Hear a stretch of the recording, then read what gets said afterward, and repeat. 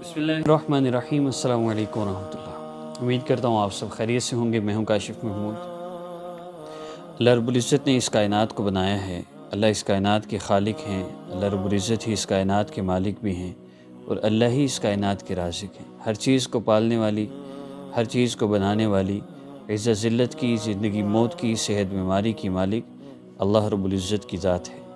اللہ تعالیٰ نے ہمیں اس دنیا میں بھیجا ہے ایک مقصد دے کر، اور وہ مقصد ہے اللہ رب العزت کی بندگی، اللہ تعالیٰ کی عبادت، اور کرنی کیسی ہے؟ جیسے آقا پاک صلی اللہ علیہ وسلم نے کر کے دکھلائی ہے۔ تو ایک چیز کا ایک مقصد ہے، جب وہ چیز اپنے مقصد سے ہٹتی ہے تو اس کو ختم کر دیا جاتا ہے۔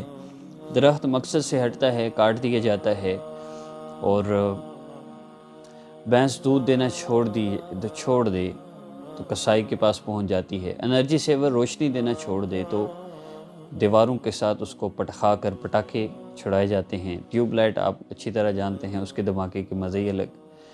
تو جو چیز اپنے مقصد سے ہٹتی ہے اس کا وجود باقی نہیں رہتا، اور وجود باقی رہ بھی جائے تو اس کی کوئی عزت نہیں ہوتی، اس کو کوئی راحت نہیں ہوتی۔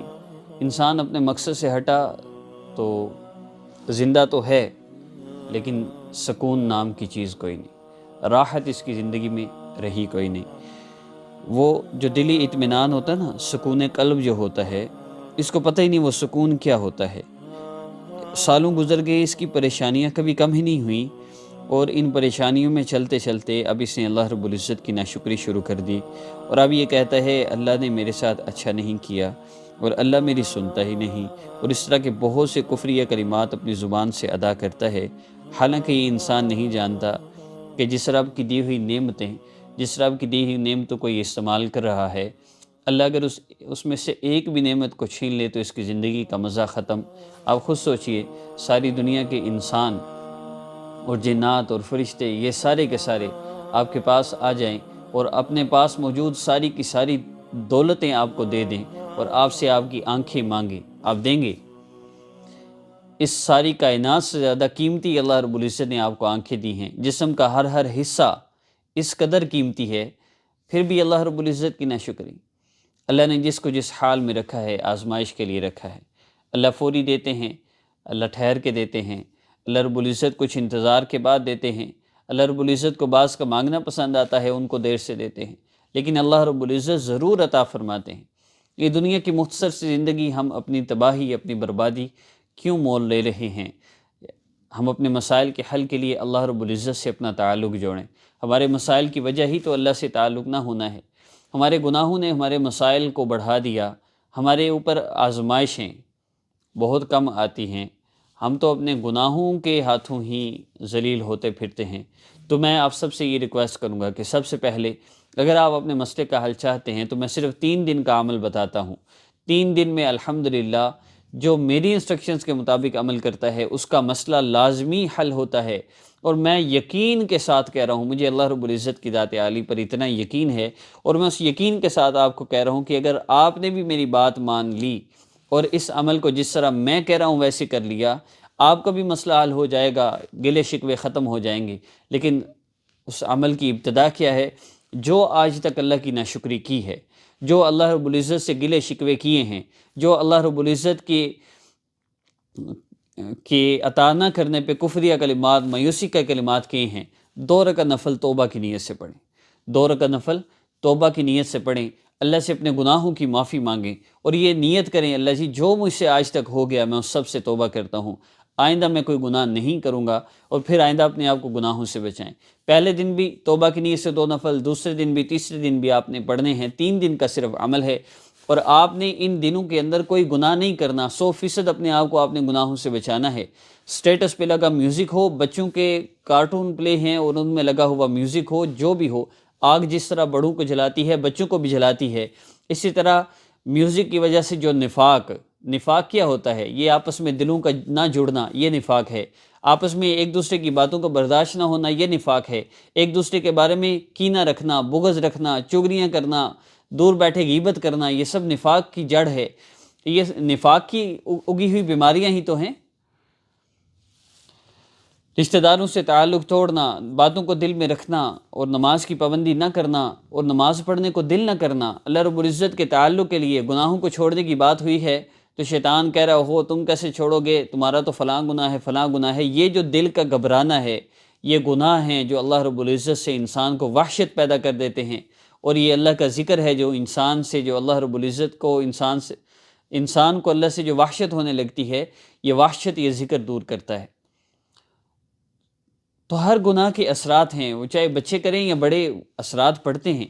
تو میوزک کی آواز آپ کے کان میں نہ پڑے، اپنے بچوں کو اس سے بچائیں، ورنہ آپ ذلیل ہوں گے۔ آپ 40-45 کو پہنچیں گے تو آپ کی اولادیں آپ کو الٹا سولی پر لٹکائیں گی، اور یہ ہوگا اگر آپ نے ان کی تربیت نہ کی۔ بچے ہیں، بڑے ہوں گے، سمجھ جائیں گے، ایسا نہیں ہو سکتا۔ آپ نہیں سمجھ رہے، وہ کہاں سمجھیں گے؟ آپ بھی تو بڑے ہو گئے، عقل ٹھکانے کیوں نہیں آتی؟ کیوں نہیں سمجھ آتی کہ اللہ کی نافرمانی نہیں کرنی؟ کیوں نہیں سمجھ آتی اب میں نے نماز پڑھنی ہے؟ 40 کی عمر، 50 کی عمر، 60 کی عمر ہو گئی، غیبت نہیں چھوٹ رہی، جھوٹ نہیں چھوٹ رہا، میوزک کانوں میں پڑتا ہے، آپ کو پرواہ نہیں ہوتی۔ آپ بھی تو بڑے ہوئے ہیں نا، تو اپنی بھی فکر کریں، اپنے بچوں کو بھی آپ نے صحیح راہ پہ لگانا ہے، ورنہ آپ کے بعد یہ اپنی آنے والی نسلوں کو اسلام سے بھی نکال دیں گے، اور ایسا ہوگا اور ہوا ہے۔ تاریخ گواہ ہے کہ اسپین میں مسلمان تھے، آ کے کسی نے سارے مسلمان مار نہیں دیے تھے، سارا اسپین مسلمانوں کا ملک تھا، اور 600 سال بعد وہاں مسلمانوں کا نام و نشان تک نہ رہا، مساجد غائب ہو گئیں۔ اللہ رب العزت ہم سب کے لیے عافیت والا معاملہ فرمائے۔ تو یہ بات طے کر لیں کہ کوئی گناہ نہیں کرنا۔ اور دوسرا کام 5 وقت نماز کی پابندی۔ جو بندہ نماز کی پابندی کرتا ہے، اللہ تعالیٰ اس کے آدھے سے زیادہ مسئلوں کو تو نماز کی پابندی سے حل فرما دیتے ہیں۔ پھر جو کوئی تھوڑا بہت مسئلہ اس کے گناہوں کی وجہ سے رہ جائے تو وہ بھی ان اعمال کی برکت سے، ہمارے ان وظائف کی برکت سے الحمدللہ وہ بھی ختم ہو جاتا ہے۔ نماز کی پابندی 100% اپنے آپ کو گناہوں سے بچانا ہے، اور جو روزانہ جو توبہ کی نیت سے آپ نے 2 نفل پڑھنے ہیں، ان نوافل پڑھنے کے بعد آپ نے یہ عمل کرنا ہے۔ اور اگر نماز نہیں پڑھنی، مخصوص ایام ہیں، تو ویسے مصلی پر آ کر بیٹھ جائیں اور اللہ رب العزت سے اپنے گناہوں کی معافی مانگیں، پھر سر کو جھکا لیں اور اللہ رب العزت کے اسم مبارک یا رحیم یا اللہ جل جلالہ، یا اللہ جل جلالہ، یا رحیم یا اللہ جل جلالہ، یا اللہ جل جلالہ۔ روزانہ آپ نے 10 مرتبہ پڑھنا ہے، 3 دن آپ نے اس عمل کو کرنا ہے، اور اس کے بعد آپ نے اللہ رب العزت سے دعا کرنی ہے۔ دعا کا طریقہ، دعا کے شروع میں بھی درود پاک، دعا کے آخر میں بھی درود پاک ہو، جو چاہے مانگ لیجیے، انشاءاللہ ہر حاجت آپ کی پوری ہوگی، ہر مسئلہ حل ہوگا۔ اور اس عمل کی خاص اجازت کے لیے سبسکرائب کر لیں ہماری چینل کو، اور ویڈیو کو لائک کریں۔ یہ شرط ان لوگوں کے لیے جن کو سبسکرائب کرنا نہیں آتا۔ کیوں یہ شرط رکھی جاتی ہے؟ یہ آپ ہماری ویڈیو سنتے رہیں گے تو آپ کو اندازہ ہوگا۔ آج کی ویڈیو سے بھی ہو جانا چاہیے، آپ کو یہ اعمال اور کہیں نہیں ملیں گے۔